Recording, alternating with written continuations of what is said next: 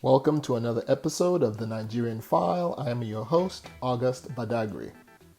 Surprise, surprise, more problems with the quote-unquote move to a cashless society in Nigeria.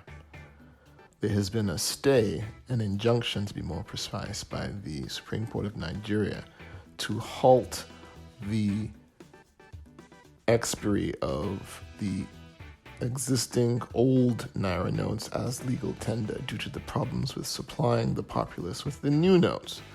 And so for the time being, both are being used in tandem until further notice, essentially, while they are in deliberations. By they, I mean Supreme Court, CBN, and the federal government. And so this isn't a surprise to those who are familiar with how things tend to get implemented in Nigeria, particularly in the last decade or so.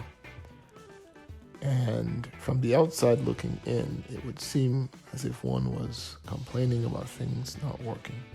This is a little different because this isn't the first time that Nigeria has introduced new currency.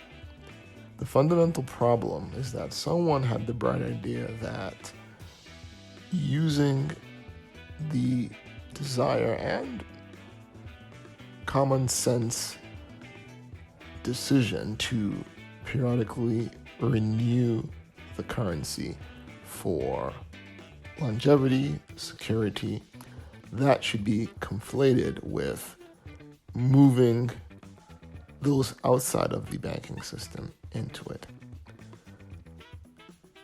Really, those have been two separate things. In most places that I've lived in, specifically,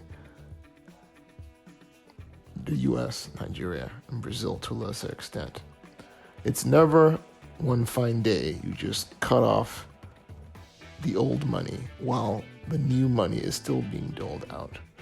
Typically what you do is that you have a longer timeline, first of all, and you separate those two things. One thing is essentially revitalizing the currency by introducing new notes with new security features. And separately, the second thing, which is continuing to find mechanisms and ways to encourage individuals to be part of the electronic banking system without disrupting commerce. Okay. Combining those two things is why we're here. And so we are now seeing the repercussions of that. It's now global. What exacerbates this is that we have the general election, including election for president of Nigeria, on February 25th. And so this is not going to make things better. But enough of that. My mother, who actually just came back, got a video from people trying to get currency.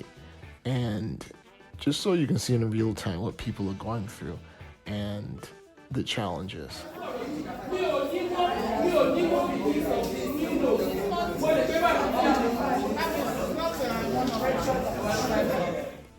So there you have it. Let me know what you think in the comments below. Should the Supreme Court let both the old and new notes go in tandem until this can be resolved? Should the government push ahead if the Supreme Court allows to set a later date in which to allow people to exchange old notes for new notes? Or should we just forget about the new notes altogether?